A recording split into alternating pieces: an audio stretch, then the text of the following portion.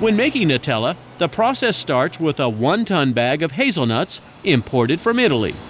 In New Jersey, we use about 1,300 tons of hazelnuts per year.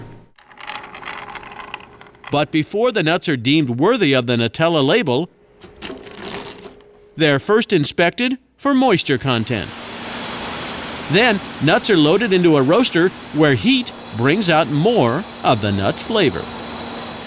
Next, roasted nuts move to the first mixing process, blending with other main ingredients such as milk, sugar, and of course, cocoa to form a rough paste.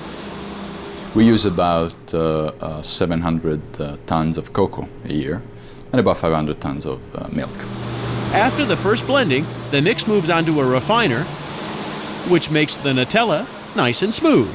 At this point, however, the mixture is still not creamy enough and one special process remains. The final blending of Nutella is done with some equipment that was designed by our own engineers in Europe.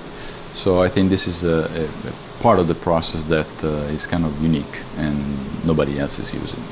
Finally, the Nutella is done and it makes its way to a holding tank where it waits to be jarred. While it may look quick and simple, one batch of Nutella takes between 4 and 5 hours to complete. And although Nutella has been produced for nearly 50 years, the folks at Ferrero take nothing for granted. Samples of each batch eventually end up here, in the Quality Control Lab, where they undergo testing for moisture, and for good reason. Chocolate and water don't mix well together, so we always try to stay away from humidity. But if the wrong amount of moisture is detected, production is shut down and nothing leaves the factory. It's a step allowing Nutella to stay safely in the cupboard.